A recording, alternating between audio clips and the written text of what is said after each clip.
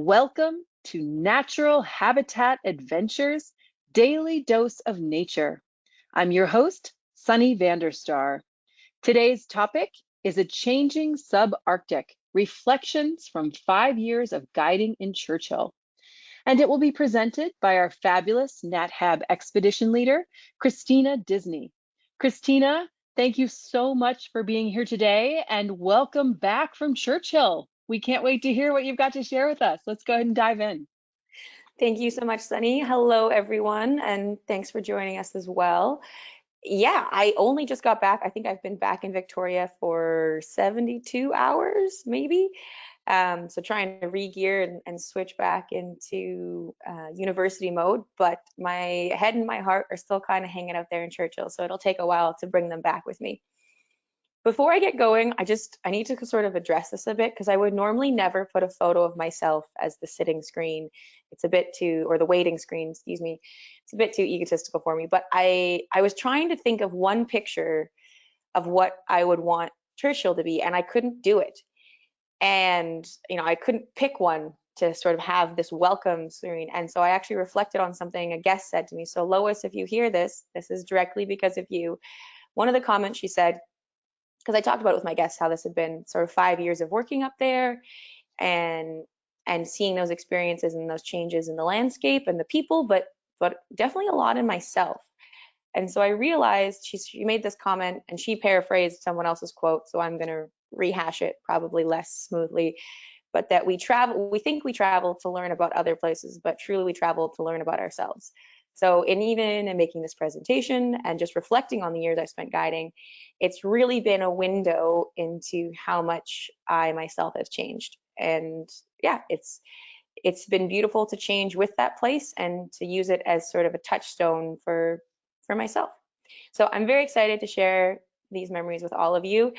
And for those who may or may not have gone on a trip with me in the past, which I'm realizing is starting to rank up to quite a few people, it was and continues to be my honor to get to share this place with you. And so I'm very excited to get to rehash some of the highlights and maybe even some of the lowlights from the last few years. So let's get rolling. The first thing I always like to think about, this is a map, not just of our world, but this is a map of our tectonic plates.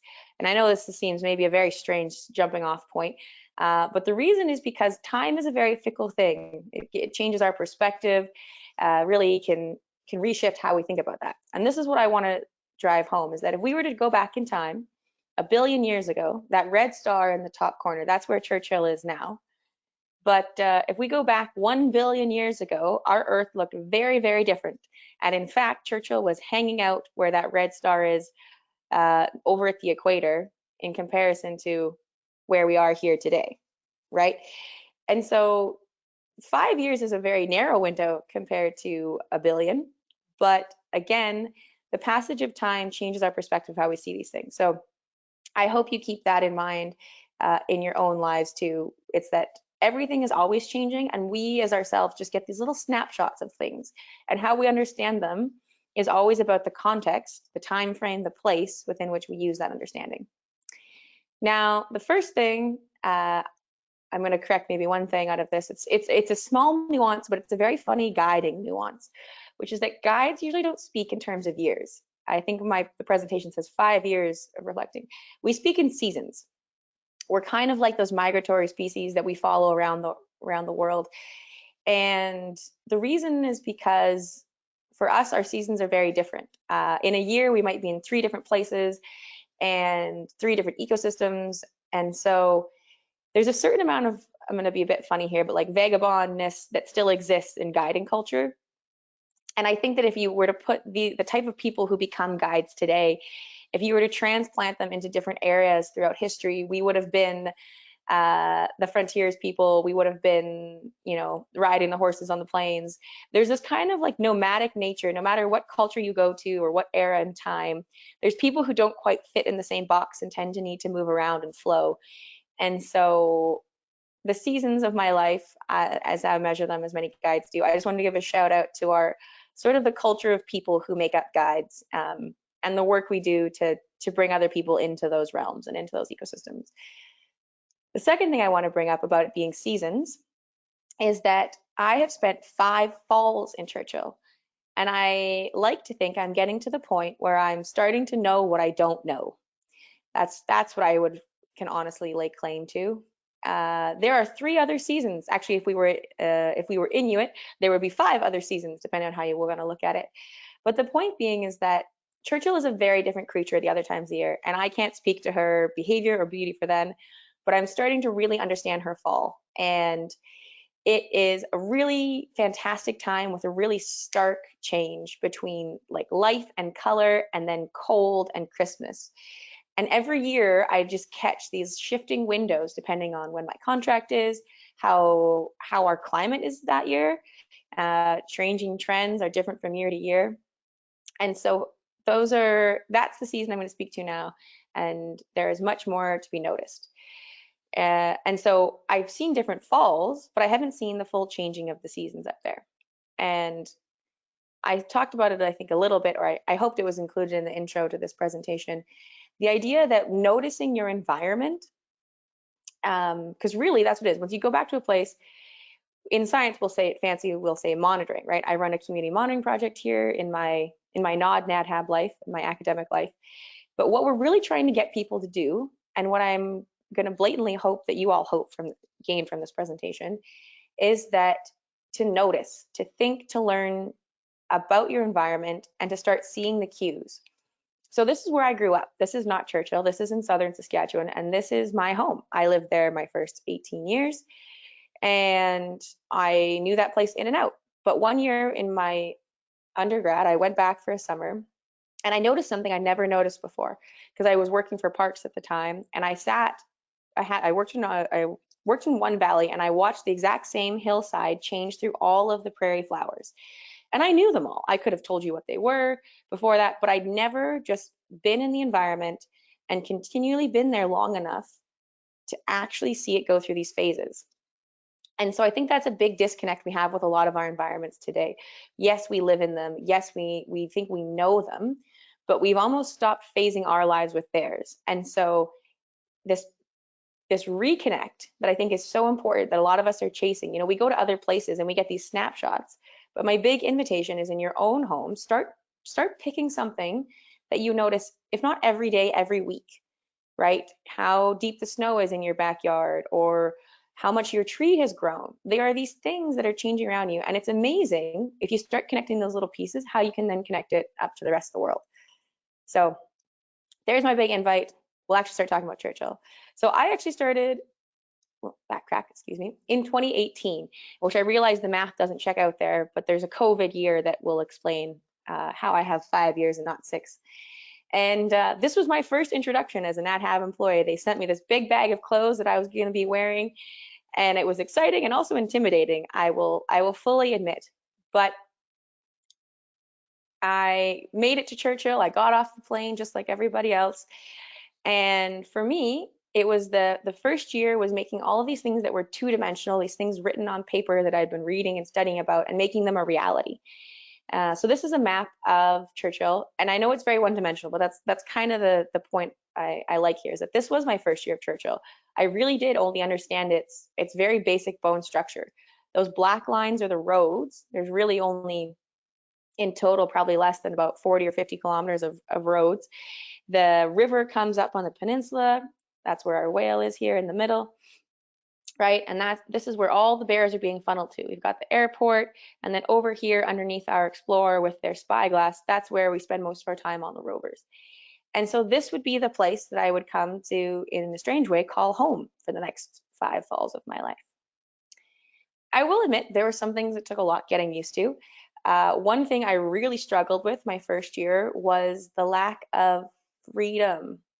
And I guess what I mean by that is that the reason why there have been so few bear attacks and I would say negative encounters of the like in Churchill is because they are really on it, especially during polar bear season when so many polar bears are rolling through town.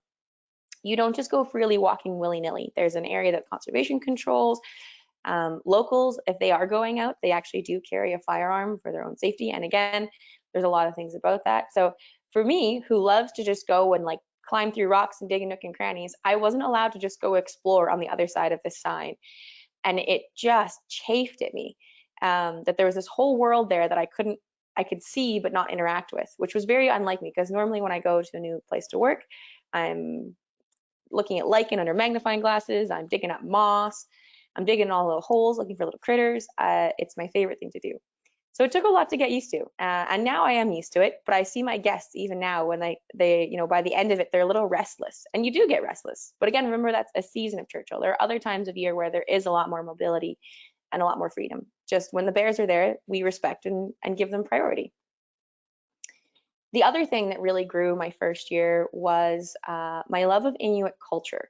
So even as a kid, my first interactions with the North, there was a book called Among the Barrens. One of my first research jobs, actually, yeah, was on the other side of Hudson Bay, studying fens and bogs and things like that, and sort of actually starting to meet people who are Inuit and learn and understand. And I just am still mesmerized by them.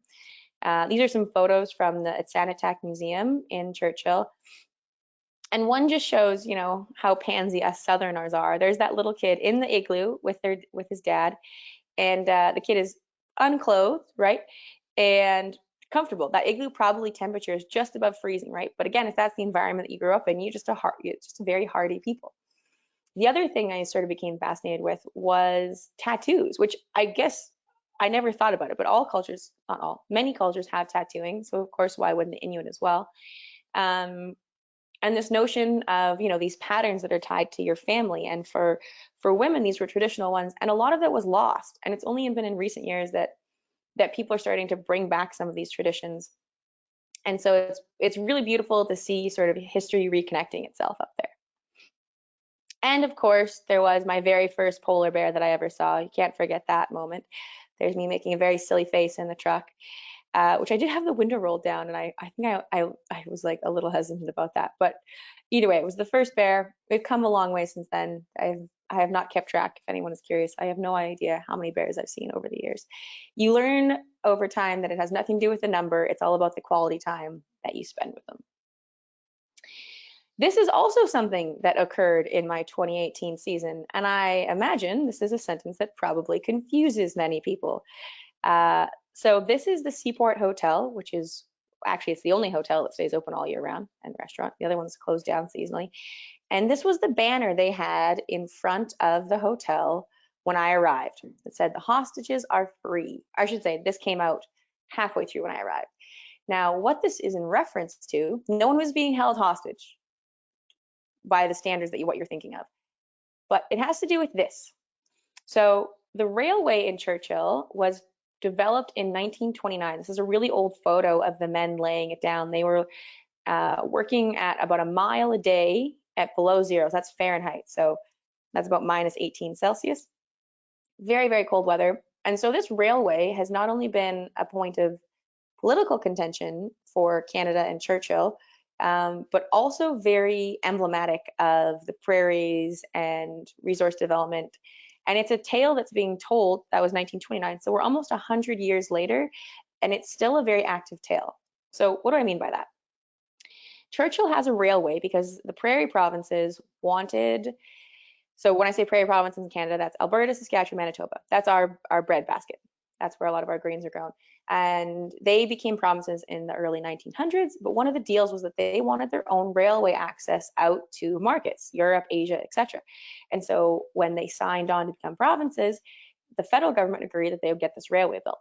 And they did. They built a big grain port, and admittedly, it never took off in the same way that they thought it would. They thought it would be this big booming thing. What happened, it was financially stable, I will say, for a while, but what happened was that in 2017, the railway actually got washed out by a massive storm, and Canada had privatized the railway by this point, once we're up to 1996, and when it was privatized, the company that had it, Omnitrax, once it washed out, they actually washed their hands of it. They said, we're not going to fix it. It became this whole lawsuit between the federal government and this company as to who was liable to return it. And the whole time, and this is where that sentence comes from, Churchill felt like it was being held hostage. There was this big political moves going on, but came down to the fact that the townsfolk, the people who lived there, didn't have a main access to get in and out anymore that was at least affordable. You could still fly in and out, but think about that. All of your goods had to be flown in. The price of living went through the roof. A lot of families who had been there even for generations were forced to leave because they couldn't afford to stay anymore. And so there was a huge call from the community for like, please, please get this back and going. So I was actually in town the night this train came in. We drove down to the train station. It was Halloween in the middle of the night, and we drove and we watched the first train come in, and that whole town had a huge party the next day. That's where that big banner came out. Our prime minister came and shook hands and said speeches and things like that, because this was actually one of the platforms he ran on. And Churchill kind of came to life again. It was a really hard time, and it just showed how vulnerable they were to losing that. Now, in the end, what's ended up happening is that a conglomerate called Arctic Gateway has bought it. It's not longer belonging to that other company, Amtrak, nor the federal government. And so it's actually owned by a collection of communities and First Nations all along there. And their hope is to have it as a export, not only for grains, but also potentially for petroleum products. And so again, it's still a point of contention, I will say.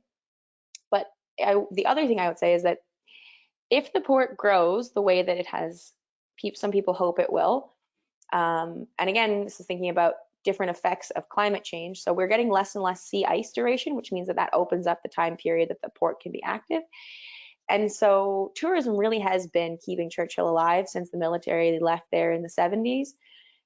But I will say that the port potentially will become a major employer again, and will change the face and flavor of what Churchill is. So for myself, even if next year I didn't go back, which, Lord willing, I certainly hope to plan to be, but I will keep tabs on Churchill probably my whole life to see how this story plays out. The next 30 to 50 years could really, really change this town, and have a lot of implications for generations to come. So it's a story that's literally still ongoing. But I'm going to end 2018 there, and I'm going to bring us into my first season back, 2019. And I will say that I was working a late season that year. And I will also say that we had to work pretty hard. This was one of my favorite folks up in Churchill, a driver by the name of Chris Skinner, and him and I are trying to spot some bears out on the sea ice. Every year, again, what we do when we're looking at planning polar bear season, it's planned years in advance. They use climate models to predict more or less the best 5-week period that the bears will be there. And again, it's this crazy balancing act, because the bears in the summertime are fasting. They're waiting for the sea ice to reform because they need that sea ice to start hunting their main prey, seals. So when the ice starts to form, all of the bears start making their way up. So later in the season, usually larger males are the furthest out on the sea ice, but then you also have the best chance of seeing moms and cubs because they're coming in behind the males. They don't like to interact too much. There's too much competition and threat there. And so depending on the time that you go, people often ask, what is the best time to go? And it's more so that you see different bears depending on which window of time in the fall you're seeing. This was a late season. I was there near the end, and that sea ice was starting to form in, and so a lot of our big boys were out hunting, and there was just a few smaller bears that were kind of still hanging around. So I won't say we definitely had to work for it that last trip. That's one thing I remember, but we did see lots of big, beautiful bears.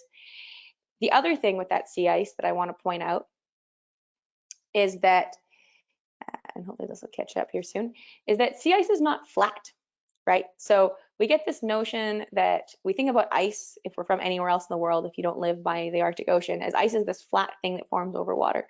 But in point of fact, it is not. It has a lot of bubbles and effects. And there we go. Should be all caught up now. I was waiting for the delay. Right, so this is a mom and cub making their way across the edge of the bay. Just look at how much microtopography there is there, right? And this is the biggest take-home message. Every year I try to tell this and really get people to drive it home. But sea ice, polar bears are not just marine mammals because they hunt on the sea ice. It is because sea ice is so integral to their whole existence. So this is a core. This is someone who's cored into the ice, and that's the bottom part. And that murky brown orange that you're seeing is life. That is the basis of our food web. Those are little phytoplankton. The one that you see in the microscope there is a diatom. And that is what's forming the base of the food web in a lot of our Arctic ecosystems. It's not pelagic, it's not just free floating, it's the actual sea ice itself that is the base of our food chain. And depending on how thick the ice is, so first year ice is only about 2 meters or 6 feet thick, but as you get to thicker and thicker ice, then you have less and less of those diatoms because less of that sunlight can get through, right? So it's this idea, especially somewhere like Hudson Bay, where you have huge, sorry, what's the right way to say this? Every year it thaws and refreezes. So that means that every year we always have first year ice, which means we have a really productive bay. Now, if you tack on the fact that yes, there's ice and you think it's cold, but again, think about our summers. We have crazy amounts of daylight. So that sea ice is actually hyper productive as it's melting. That spring period where it's starting to melt is one of the most bountiful productivity times on our whole planet. And I showed you a core of that sea ice, but this is what that sea ice looks from underneath. So again, it might look slimy and gross to many of you and not very appetizing, but this is like the smorgasbord of the Arctic Ocean. And it kicks off our Arctic food web to another little creature you might not find as endearing as I do, but to copepods. They are related to crabs, they are a crustacean, but they're very teeny tiny. Even the biggest one would only maybe be half the size of your pinky nail. And this is 3 different species. And they go along, and those are the grazers. They're eating all that slimy, lovely phytoplankton, that algae looking stuff that you saw. They're grazing on that. And that hollow tube in the center, that's actually their lipids. That's their fat storage. And they make a very yummy snack for our Arctic cod. Now, we're starting to get things that are at least a little more familiar to us when we think about food webs. And our Arctic cod is one of the main primary groups for the ring seal, who again is our polar bear's primary prey. And so this is what I want you to think about, is that the polar bear is hunting on the sea ice, but the sea ice is the food web that ties it all together. If there was no ice, there is no polar bear. That is the drive home. Now, it was a tight year in start, but we had a good time. There was still lots of silliness all around. That my guest jokingly wanted to eat me, and so I had the polar bear skull eating. No, it wasn't true. But yes, we were lots of jokes all the time. Chris may or may not have seen we may not have seen a unicorn. It's a very rare sighting in Churchill, but it does happen from time to time. And even when even as Skinner and I were having fun, even our guests were always having fun. So you come there to see bears, but oftentimes it's the whole experience that people take home. That was always my big joy. Oh yeah, this was another thing from 2019. I just remember every year is different. And there were so in the fall, males do spar. I will say it's pretty rare that they actually draw blood. Imagine these big 1,000, 1,200 pound animals kind of knocking each other about, but it's not aggressive. But that's being said, every now and again, there are some fights that do kind of become serious. And that was one of the years I remember that happening. And yeah, it was quite something to see. So some of this is, as you can tell, there's a bit of blood spattering on the fur. But if you look on the right side of its nose, some of that is old scarring. So that old scarring is one of the dead giveaways of a larger, older male. This is pretty recent. Bears are really big on keeping their fur clean. So the reason being, if their fur gets dirty, it mats and then it's not insulative and doesn't keep them warm. So they do a lot of grooming. So this was right after a bit of a nasty bout, actually. All right, that brings us to 2020. And this is the reason why the math doesn't quite check out. 2020, as we all know, was our COVID year, and Nat Hab did not go to Churchill. There was still a few small independents, but in general, Churchill locked itself down that spring, and it was dead serious about keeping COVID out of its community.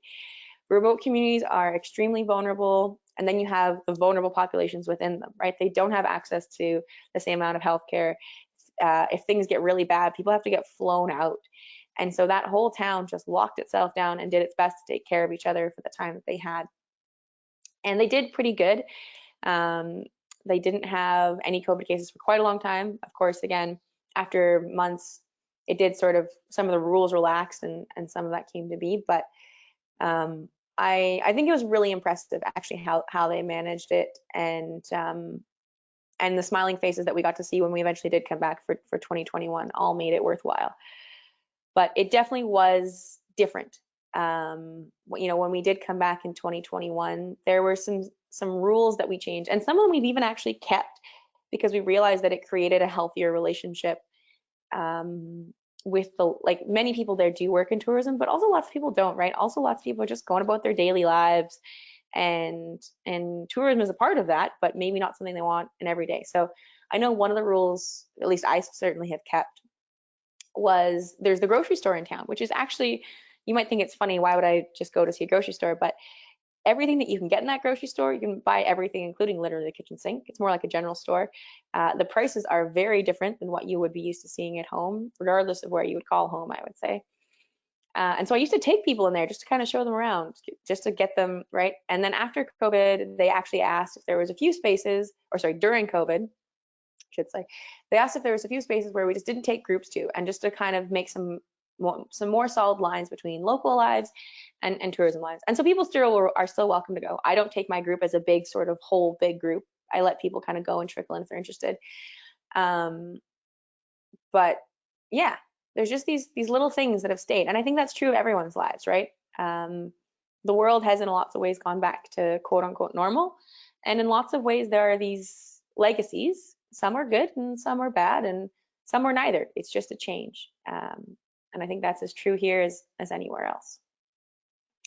But the doors did reopen in 2021, and we got back on with our partners, Great White Bear Tours, getting back into those big rovers, and it was all very exciting. It did look, again, different. Learning to guide with a mask is interesting. Anyone who's doing presentations during COVID, right? So much communication is nonverbal, right? People not being able to read my lips with masks on, getting the sound through, making eye contact, right? It all became a little different, but people still had a really amazing season, still walked home with so many memories. This was actually the first bear this woman saw, and I just remember she just kind of settled into the moment, and it was really beautiful on my side to get to see. And it's moments like this that, as a guide, I'm so honored and proud to get to facilitate. And many smiles came back. Some of them are our canine friends. We're happy to be back and moving, and moving across the land. And some of the smiles were, of course, from our people. I don't know who was more having a good time here, the gentleman in the back or the dogs ripping around the corner in the front. But yeah, it had a good time. 2021, I was there a bit earlier, and so you do still get rain sometimes up in Churchill, and there's something not just like sort of funny about a wet bear, because their hair gets all spiky, and you can see more through, like, you get a lot of gray tones, but what you're actually seeing, right? So their hair isn't white, their hair is translucent, and they have a totally black skin underneath, and so that darker color, it's not that they're dirty, you're actually just seeing more directly to their skin. So that's one thing I really like about this photo. The other thing I love about this photo, because I now live on the coast, is I want you to look at like the color transition that's happening in the landscape, sort of moving forwards and back. And what you're seeing is a shift in the tide line, but also the shift in the deposit of kelp. So you can see that the black is what's most recently dry, and then behind it is moving out towards the bay. So the bear's paws are basically at high tide line, and then you can see sort of a reddish hue and then a yellow hue. So those are different macroalgae, so different kelp species. And bears like to chew on kelp. And I'm always actually very excited to say things that science doesn't have an answer to. We don't really know why. We don't know whether it's as a digestive aid because they've been fasting all summer, so as a thing to kind of get their digestive system rolling. We don't know if it's just for some of the micronutrients, so they're not getting any of the carbs out of it. Just like you and I, we don't actually, when we digest kelp, we don't get the carbohydrates. Our body can't break that down, but we can get some of the micronutrients out of them. Or maybe it's just simply sensory, right? It's something to do as you're sitting and waiting for the ice to refreeze. An exciting thing this year is that there's actually a scientist who is studying it So I'm hoping to have an answer to this long-awaited question by next year. So pending 2024, we're going to have some awesome kelp stories about bears, which is bringing pretty much two of my favorite topics together, is bears and kelp, our kelp bears. And with it, yeah, so again, we had that rain and we also got all this crazy mist. So it's made it this kind of eerie, very beautiful landscape that the bears were roaming through. And yeah, very photogenic, left so many impressions from that season, and lots of big smiles all around. This is, I'm going to say, less of a smiling topic, but something else that happened in Canada in 2021 that has rippling effects through our whole nation, and definitely to Churchill, to my relationship to many people in Churchill, and I think just our culture and society as a whole. And so I just think it's really important that this gets tied in because it has changed our story a lot. So in Canada, we had what were called residential schools, which was an educational system developed in 1886 or 1896 with the intention of, I'm going to paraphrase again, but essentially to educate the Indigenous culture out of Indigenous children. It was said in a little more harsh way, but I'm going to leave it at that. And over the course of more than 100 years, so the last school was going all the way up until 1996, it's believed that 150,000 Indigenous children, either Métis, Inuit, or First Nation, were put through that system. Over the years, many family members said, our children never came home, our children never came home. The children that did come home had many lost disconnect to their family, their culture, had undergone various levels of abuse. And it's the history that Canada didn't talk about. I wasn't taught this in school as a child. Nobody talked about it. My parents didn't talk about it. But there was this kind of this underlying tone that like this was real, this happened. And a huge thing that changed that narrative, that really put it to the forefront, was that they found the graves of more than 250 children in Kamloops, BC. And all of a sudden, this wasn't a story anymore. All of a sudden, this wasn't a he said, she said, which is unfortunate that was even that to start with. But anyone could relate to that, right? Anyone with a child or who was a child, which means all of us, could imagine all of a sudden what that meant. And so it really shook us up as a country. And it was a whole country thing. So all of these dots show you all of the schools the residential schools that existed for nearly a century. And what they would do is they would take a child from one community and take them as feasibly far from their own so that they couldn't see their family, so they couldn't speak their language. If there were siblings, they were often separated. And so imagine being really anywhere from, I think it's from the age of 5 to 15 is the age that you had to go, and then being dropped off. And maybe you got to go home for the summer, or maybe you didn't. Some kids literally left and they'd be gone for 8, 10 years and then be dropped back off at their community. Some never came home. And so it is a horrible legacy, and it's one that people are starting to acknowledge. So there was 150,000 children that went, and the odds of those children not coming home was 1 in 25. And so the story has changed a lot. Understanding what Canada's foundation is built on, what are the things to be proud of, what are the things to not be proud of, dispelling a lot of myths that even still Canadians hold about different things. We've come a long way for that, or we are, I shouldn't say we have, we're starting to put some work towards that. And so this is a piece of art I wanted to share from one of the women I'm very honored to know in Churchill. Her name is Sandra Hook. She is an Indigenous woman up there. And she did this with the school. So in Canada now, we have a day, it's called our Truth and Reconciliation Day. It's on September 30th. And to be honest, I'm still not sure what this day is shaping up to be. It's very new. We've only had it now for a couple of years. To me, it feels like it should be a day of mourning or a day of learning. For some people, they treat it as a time to celebrate the culture. Some folks don't even know what to do with it yet. We're still kind of feeling our way through it.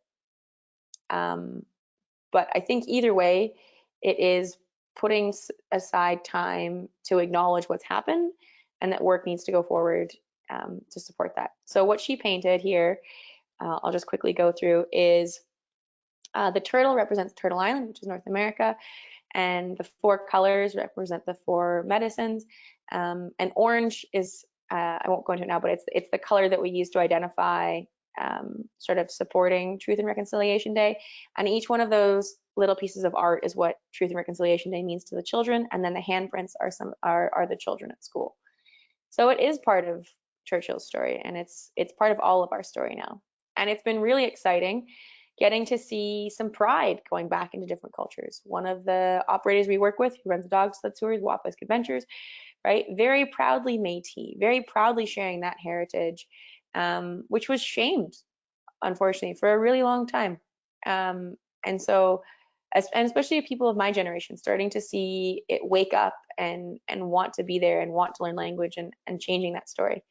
And this is a picture here from Parks up at the fort, right? And how do institutions fit into that story, and how do they work forwards? You know, even one of my roommates here in BC, right? They're working on that. That's one of their jobs. So it's exciting to see the change grow from the ground up and from the bottom down. Whew. So yeah, a lot of big changes. I do want to bring it back to bears, maybe just to sort of lighten it even for myself.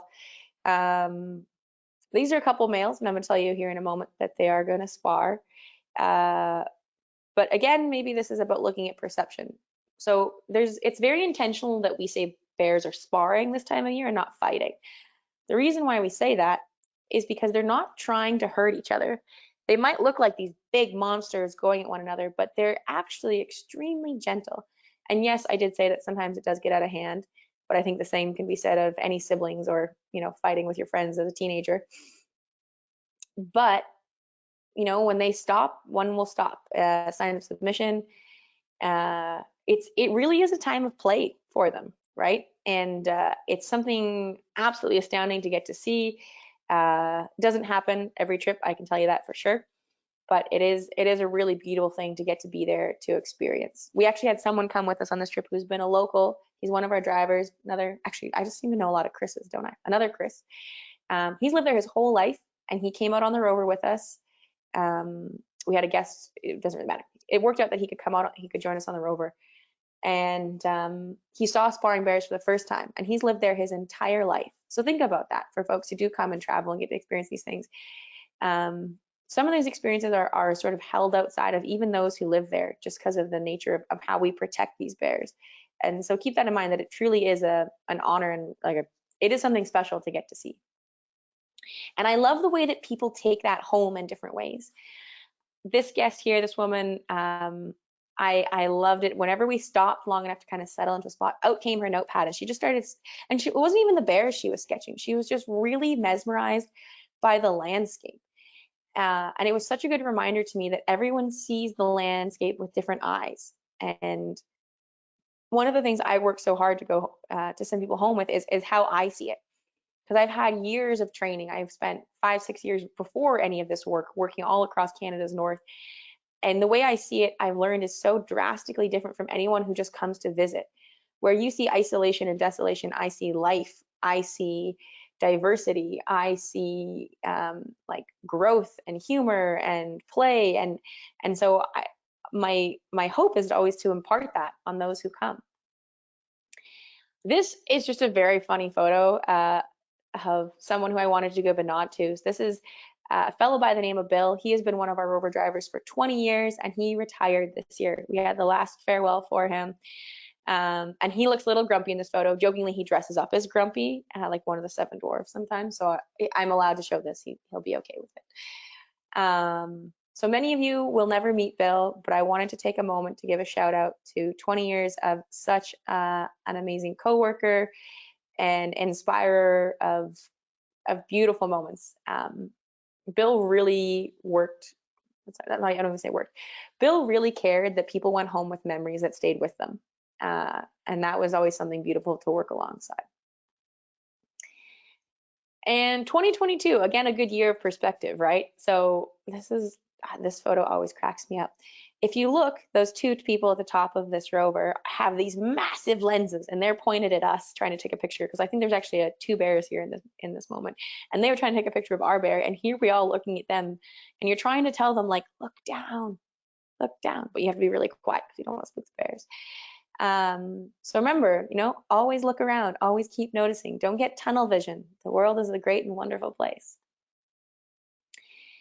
And yeah, as you settle into that journey, we also talk about them being very isolated, because again, that perception of the way that bears perceive the world versus we perceive the world is very different. And so when you look at these steps and then, leaving behind these crisscross of paths on the landscape, bears are actually leaving behind little bits of themselves that they share that information between each other. And what you and I can't see, they can smell. And so these bear tracks, just as a cool fun fact for you, will have little oil scent glands left behind that another bear will probably be able to smell for a month or two. So whatever you might see here, just remember that it's not what they're seeing or noticing. And this year, I will say, I mostly put this in because I'm kind of sad about 2023. I did not see a single snowy owl this year. There was only one around. And this might be a reflection of population dynamics, or it could just be unlucky, but just in general, this year was a low owl year. And so that has to do with their primary prey. So lemmings are a very small rodent that live in the Arctic, and they're the primary prey for owls, foxes. And when their population booms, then the predators boom, and then the predators eat too many prey, and so they go through this really intense cycle. And so it's one of the reasons why you can go a couple years with lots of foxes or owls and then not a lot. So even this year, it was not a big fox year, and it was also not a big snowy owl year. As one final farewell, an interesting thing that happened to me in 2022 was I actually had one of the guides who we'll say retired from Churchill. Her name was Sherry. She's the woman in the brown on the right, and it was such an interesting phenomena to get to share Churchill back to someone who already knew it and definitely knew it as well as. But yeah, these were a lot of the smiling faces, and I just, you just learned how everyone's version of Churchill, even her and I who'd worked there for years, it was slightly different. And that everyone is going to take home a slightly different story, which is true of everywhere, but it's something when you have it kind of right back in your face that way. And some of the things, again, I guess one of the things, just keep track of time here, that also comes out of, again, this will be my 4th year, was thinking about the changes in myself versus the changes in place, and how sometimes we're not ready to notice things, or maybe we notice at the beginning but it doesn't have meaning yet. And so this is something I didn't notice until 4 years in, which is kind of hilarious. This is one of the murals that you can find in Churchill. I guess you're walking by here. The beginning is cut off a bit, but it says human nature in the background. And I never noticed this the first few years, but the mural isn't done. So I'll skip some reading by, but the artist who was painting this actually ran out of time before they had to leave Churchill, and they were working from left to right.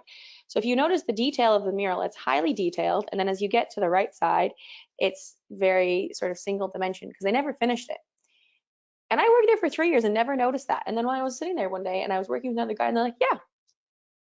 And I thought it was actually really quite perfect, or prophetic in some ways, right? It's sort of that balance of that relationship between, is it human nature, human and nature? What is human's place in nature? And I kind of like that it stayed unfinished because I feel like it represents that relationship today, that story is always growing and it's not defined as much as we think it is. Eras have changed. Our position about that has changed. Where you go in the world changes where humans fit into nature and how. But it's actually one that we have to keep working on and keep growing. All right, 2023. I'll try to bring us home as quickly as I can. This year, there was the return of lots of familiar faces. So this is Dave. This is the fellow who runs Wapusk Adventures. So this is the dog sledding, real character. And one thing this year that's been really exciting to see. So this is Dave, and this is his son Wyatt. And I've known Wyatt since my first year up there, and it's been really cool to see Wyatt sort of step in alongside his father and start to grow that business, and for seeing him really taking pride. I mean, he did before, but before I think he kind of left and came back there and really had a new appreciation for it. And yeah, not that I need to say this to him, or I've said it to his face before too, but I'm just really proud to see how far he's grown along the business with his dad, how excited he is to grow sort of indigenous tourism. And I cannot wait to see where this man goes in the future, because he's got a lot of really beautiful things ahead of him, I think. A beautiful thing also about this year was that there were so many mums and cubs. The reason being for this, and the reason why it was a bit complicated this year, was that I talked about how the ice forms, and as it starts to form, the larger big males, they go out to hunt first. What happened this year was that the ice started to form, but then we had a really big wind direction shift and actually a temperature jump. And so all of that ice rafted out and the bears came back. And so what normally happens is the big males go out, then you kind of have the subadults and the non-pregnant females, and then the females with cubs kind of coming behind. And it's like this line, and they're all making their way out on the ice.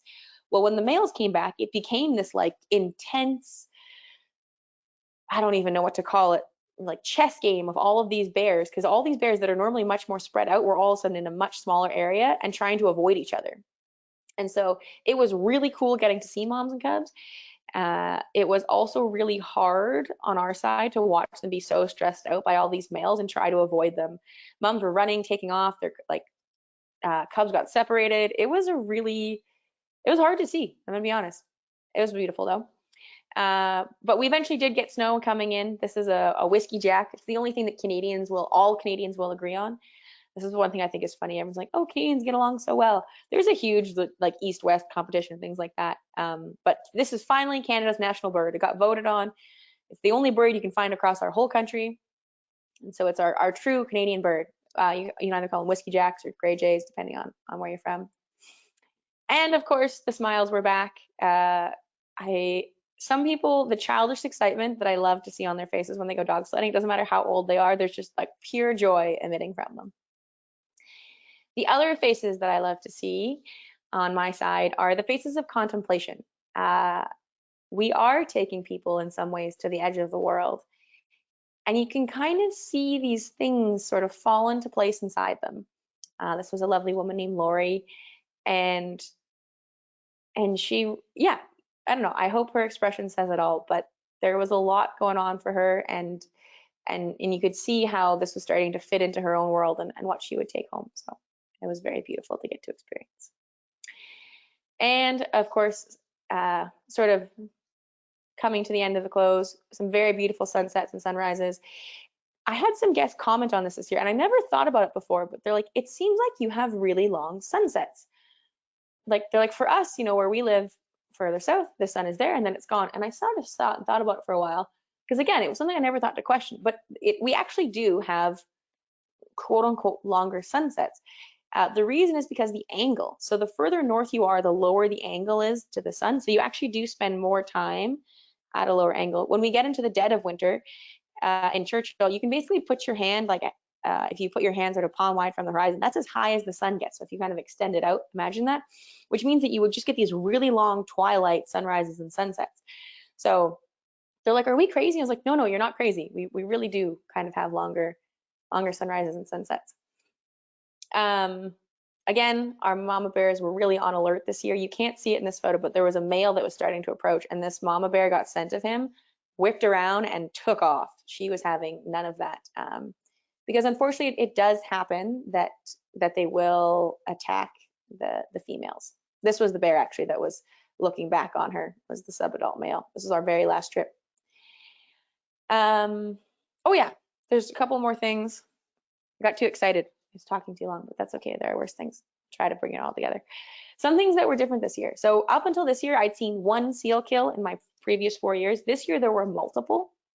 Again, I think with that ice shifting, and again, maybe a bit of a forewarning. You can't see very much of the kill, but if you're not interested, maybe just avert your eyes. If you are curious, you can see just a bit of the seal that he's starting to eat there. This is looking at a bear through a scope. Now the seals that they're getting are not ring seals yet. These are harbor seals, and this is the really big distinction as far as species-wise in terms of a polar bear's life history that you need to know about, is that harbor seals will haul out on land, whereas ring seals will only haul out on ice. And so we don't really see ring seals this early in the season yet. But what seemed like happened this year was that harbor seals, the bay is a really shallow decline with a really big tide range. So the seal, if they fall asleep on the rock, they actually get stuck there until the tide comes back in, which means that they are sitting ducks for our polar bears, which they quite like. Whereas ring seals, when the ice starts to progress further south, then those ring seals travel with the ice. And so this is one of those climate change questions people have, is that, well, if polar bears are losing their ring seals, will they gain access to another food source? And I don't know. There's no saying that this is a one-for-one replacement. But they're valid questions, right? It's something that we keep an eye on moving forward, is whether or not there will be ways that polar bears can substitute their diet when they do have longer and longer ice-free periods. This is another cool realization I had this year, which was that some of the roads we're driving on, they are old eskers. So what I mean by that is that most of North America, but especially here in Churchill, was once covered by glaciers. And as those glaciers melted, they left behind these highways, quote unquote highways, of sand and gravel. So what we drive on, we're not allowed to go anywhere else. We just use the pre-existing military roads, because the tundra is so fragile that if you were to go driving around other places, it would destroy a lot of the ecosystem. So we just use pre-established roads that are primarily these kind of sand and gravel boulders. Now, geologically, that means that you end up with these trails or these rifts that are often running parallel to the way that the glaciers moved. Our polar bears really like that, because on the edge of the bay, they make these big, long lines out to sea that the polar bears can line up on. You'll often see the big males out here first, because as the ice starts to freeze, this is their kind of first jumping off point to get out there and go hunting again. So that's why the polar bears like them. As an interesting note, they've actually been used for thousands of years, and we're starting to rethink about them again as quote unquote highways. So the longest esker in the world, or Canada's longest esker, I should say, is 800 kilometers long. And there's a gentleman in 2020, and it was through Northwest Territories. He went to hike it, and it really was like a highway, because the rest of the landscape is full of water and it's boggy, and trying to hike through it is the worst thing ever. It's terrible. I used to have a job doing that. Trust me, it's a lot of work. And so anytime that you can get even just a little bit up on the landscape, it makes a huge difference.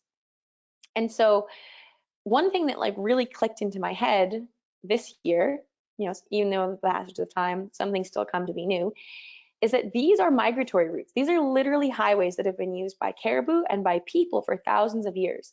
So a lot of our tundra caribou, they're migrating north to south, and they're following those eskers. And so are the Inuit that were hunting them, right?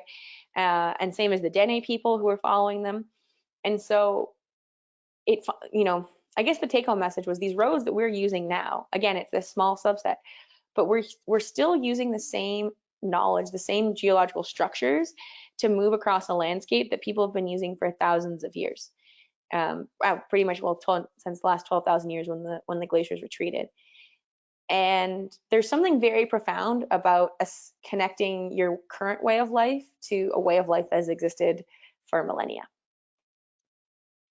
There are also changes that we're starting to experience in our ecosystem. So you might be attracted to look at the bear there, but what I actually want you to look at here is this pool. So these are tundra ponds, and I didn't get a great shot, admittedly, but there was ponds this year, again, that I have never seen dry in my 5 years. And when I was chatting with Bill, the fellow who's worked there for 20 years, there were ponds that dried up this year that we have never seen dry. And that's a bit alarming. Also not quite understanding quite why, but again, the whole ecosystem is this network of ponds, and then as you get close to the coast, some of them are a bit briny, but in general, they're freshwater ponds. And the way that they exist is there's actually permafrost. There's frozen ground underneath of them that stops the water from sinking down. There were a couple of things this year that might have been the reason why we're not seeing it. So one, August was the hottest month ever recorded on Earth. That's a pretty big deal. And that does two things. One, there was less rain in Churchill, so there's less water to fill the ponds. And two, that heat is actually thawing out our permafrost, which means that water is actually sinking and subsiding. And so this was kind of like a theory I had, and when I came home, I looked into it. So this research isn't done here in Churchill, but it's done in Alaska. And it's this idea that, so with that thawing, that water goes and the land will actually start to subside or sink down. So this is an example, again, it's that pond system, but this was over in Alaska. And don't stress too much about the graphs, but if you just kind of look at the pictures, you can kind of get an idea of what I mean. So all of that ice in the land, in the soil, is melting, and actually it's sinking down, and so the landscape is drying out. And so again, this is a study from 2023. This is from this year, and they're starting to see these patterns and trends. And I'm a bit nervous that I can say I think I'm starting to see some of these trends here in Churchill as well. So our subarctic is changing. Our permafrost is changing. It's going to change our ecosystem. It's going to have a lot of effects. And I just want to bring it home that this is something that I just noticed, right? I noticed and I took interest in. And this is, again, things to think about when you're going back home. So I'll try and tie up here as soon as I can. I just want to do a big shout out to all of my groups who've gone with me throughout the years. It has been a pleasure sharing your curiosities, sharing your love of nature, and getting to share my love of Churchill. I realize there are some folks with questions, but I'm going to do something I've never done before. So again, upon reflecting my 5 years of guiding, these are the 3 questions that I get the most, and I think that each guide probably gets the most. The first one is, are we going to see bears? And I think it's such a funny question in some ways, because the answer that your guide can only give you is, I don't know. We usually do, but I think the take home is that our whole existence as guides, our whole goal as Nat Hab is to bring you to this ecosystem, to bring you to the bears so that you can understand them. It is our whole reason for existing in this job. And so if there is a bear, we are going to do our very darndest for you to get that experience so you can take home that learning with you. And so I always think it's such a funny question because I don't know. Every trip I don't know. I've actually in 5 years, keep knocking on wood, have never not had a trip where we didn't see bears. But again, I also understand there's a lot of emotion coming up to these things that people bring with them. But just keep that in mind for your guides. Your guides literally exist to bring you to that moment. So if there is a bear to see, we will do our darndest. The other question I get the most is, when is the best time to go? And as you saw from these 5 years of photos, that there's a very big difference of what the environment is. Like I said, there are bears there. We do a lot of work. There's a lot of really great people behind deciding when polar bear season will happen. Every year is also a little different.